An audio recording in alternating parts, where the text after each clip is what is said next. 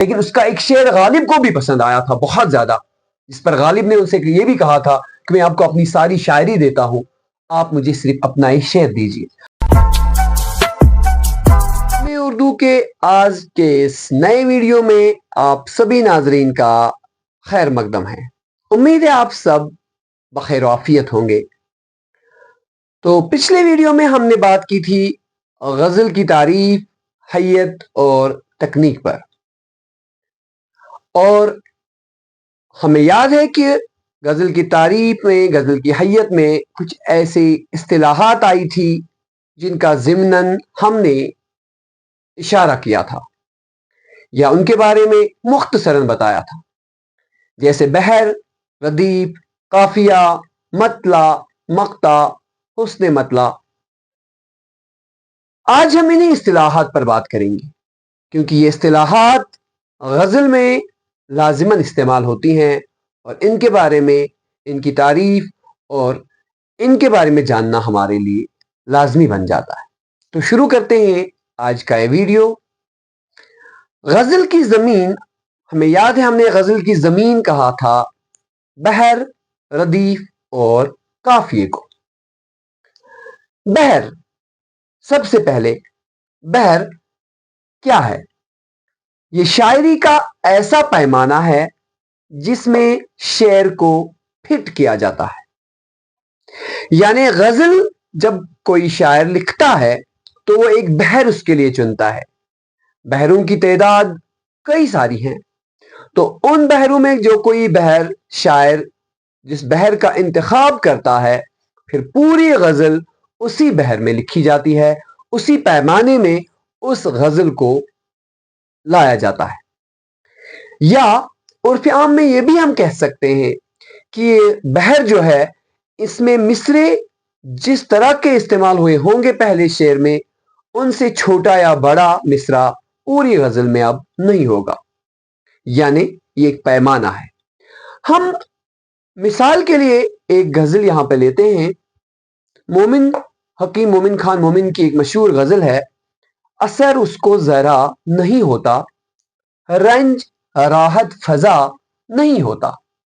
یہ غزل ہمیں آج کی ان اصطلاحات کو سمجھنے میں مثال کے لیے کام دے گی۔ تو پہلا شعر، اثر اس کو ذرا نہیں ہوتا، رنج راحت فضا نہیں ہوتا، یہ پیمانہ جو چنا ہے، یہ پیمانہ، یہ بحر اب پوری غزل میں استعمال ہوگا۔ جیسے دوسرا شعر ہے، ذکر اغیار سے ہوا معلوم، حرف ناصح برا نہیں ہوتا۔ تو ہم دیکھیں گے پوری غزل ایک ہی بحر میں ہے۔ اس کے بعد ہم بات کریں گے ردیف کی۔ ردیف ایسے الفاظ جو غزل کے پہلے شعر کے دونوں مصروں میں اور اس کے بعد دوسرے اشعار سے صرف دوسرے مصرے کے آخر میں استعمال ہوتے ہیں۔ یہ وہ الفاظ ہیں جو ہم معنی اور ہم آواز ہوتے ہیں، یعنی ان کا معنی اور ان کی آواز ایک جیسی ہوتی ہے اور یہ شعر کے آخر میں آتے ہیں۔ پھر اسی غزل کو ہم مثال کے لیے لیتے ہیں، اثر اس کو ذرا نہیں ہوتا، رنج راحت فضا نہیں ہوتا۔ تو یہ پہلا شعر ہے، چونکہ اس میں دونوں مصروں میں اس کا استعمال ہوا ہے، یعنی اس شعر میں جو ردیف ہے وہ ہے نہیں ہوتا، نہیں ہوتا، کیونکہ جتنے بھی الفاظ معنی اور آواز میں یکساں ہوں گے وہ ردیف ہوں گے۔ اس کے بعد اگر پھر دوسرے شعر کی مثال ہم لیں، ذکر اغیار سے ہوا معلوم، حرف ناصح برا نہیں ہوتا، تو یہاں چونکہ یہ دوسرا شعر ہے، دوسرے مصرعے کے آخر میں آیا نہیں ہوتا، تو یہ ردیف ہے۔ تم میرے پاس ہوتے ہو گویا، جب کوئی دوسرا نہیں ہوتا تو نہیں ہوتا۔ اسی طرح ہم کسی بھی غزل میں یہ ردیف اب جان سکتے ہیں، جیسے میر کی ایک مشہور غزل ہے، میر دریا ہے سنے شعر زبانی اس کی، اللہ اللہ رے طبیعت کی روانی اس کی۔ تو اس غزل میں جو ردیف ہے وہ ہے اس کی۔ اب اسی ردیف کا استعمال پوری غزل میں ہوا ہے۔ تو اس کے بعد بات ہوگی قافیہ کی۔ قافیہ جو بہت ہی اہمیت کا حامل ہے غزل میں۔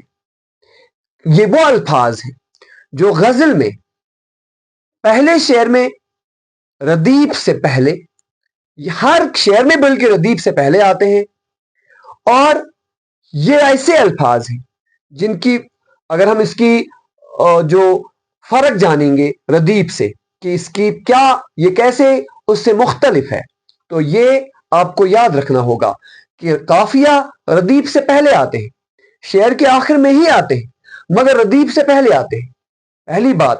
دوسری بات، قافیہ ایسے الفاظ جو آواز میں یکساں، یعنی یہ بھی ردیف کی طرح آواز میں یکساں ہوتے ہیں لیکن ان کا معنی بالکل مختلف ہوتا ہے۔ ردیف آواز میں بھی یکساں تھے اور معنی میں بھی، جبکہ قافیہ کیا ہے، یہ آواز میں تو یکساں ہیں لیکن معنی میں یکساں نہیں، بلکہ املا میں بھی یکساں نہیں۔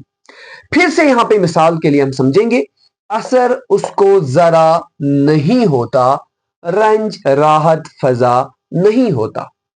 تو یہ اس غزل میں جب ہم قافیہ کی تلاش کریں گے تو یہ مطلع ہے، تو یہاں قافیہ کیا ہے، ذرا، فضا، کیونکہ ایک تو یہ ردیف سے پہلے آئے اور ان کی آواز ایک جیسی ہے، ذرا، فضا، اور ساتھ میں ان کا معنی بالکل الگ ہے۔ کچھ اور اشعار کو بطور مثال ہم سمجھیں گے تاکہ ہمیں اچھے سے سمجھ آئے۔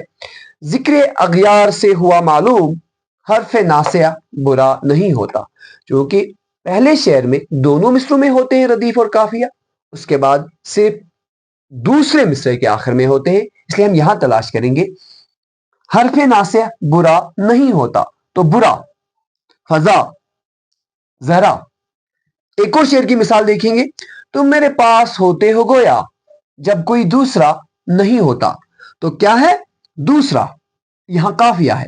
کیوں سنے عرض مضطر مومن، صنم آخر خدا نہیں ہوتا، تو خدا، دوسرا، برا، فضا اور ذرا، یہ کیا ہے، یہ ہے قافیہ۔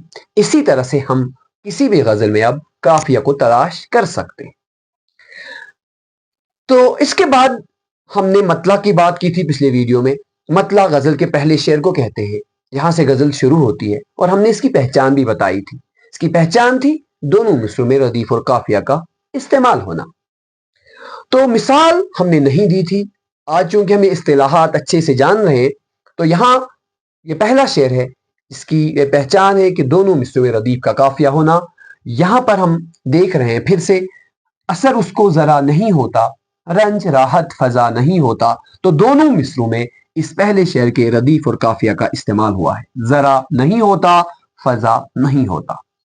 یہ غزل میں مطلع کی پہچان ہوتی ہے۔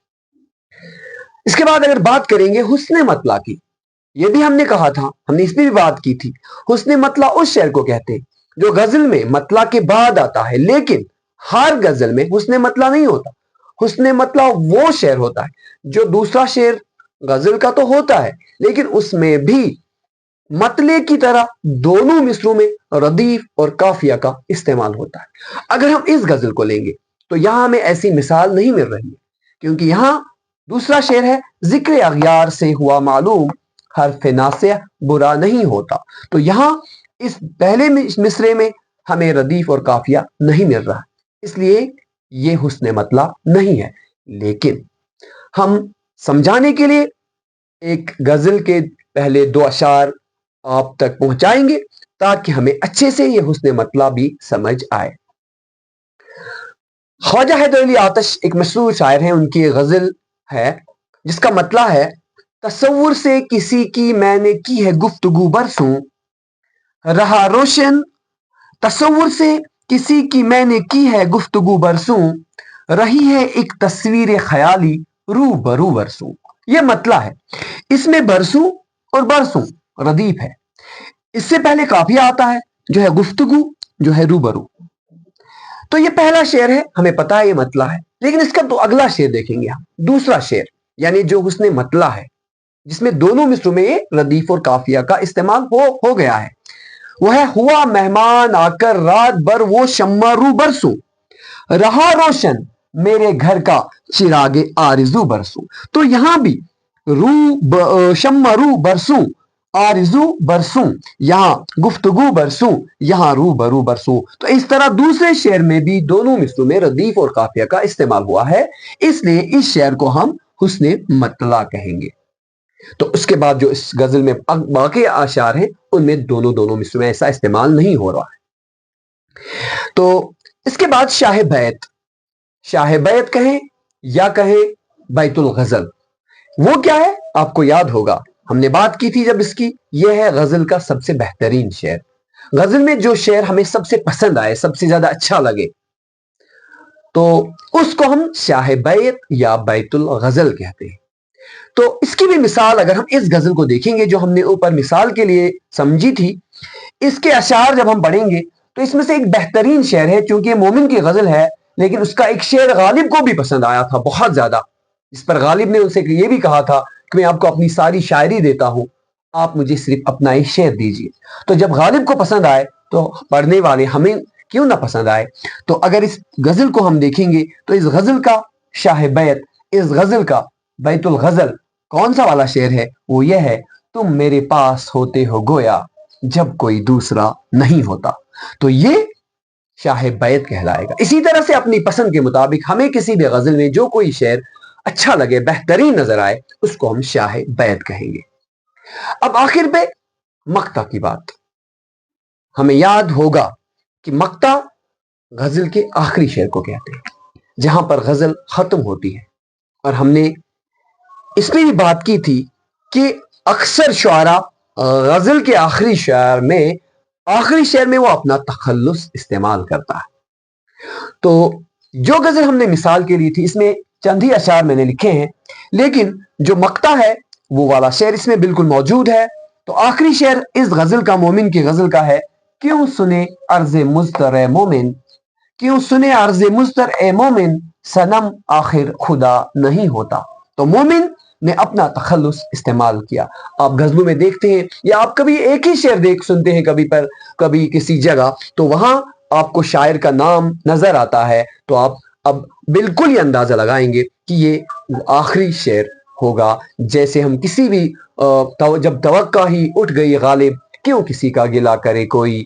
तो इसी तरह से और भी कि बहुत सारे शुआरा का कलाम जब हमें नजर आता है, जब भी आपको शायर का तखल्लुस नजर आए तो वो आखिरी शेर होगा, वो मक्ता है। तो उम्मीद है आज के इस वीडियो में आपने खास इस्तिलाहात जो शायरी में इस्तेमाल होते हैं अमूमन और खुसूसन गजल में इस्तेमाल होते हैं, आप जरूर इनको पसंद करेंगे।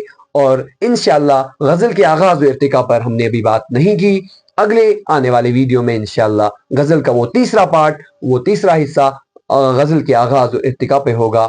तो यकीनन आपके आरा का मुझे बेसब्री से इंतजार रहता है। आज के इस वीडियो से मुझे इजाजत दीजिए, अपना ख्याल रखिए, फी अमानिल्लाह।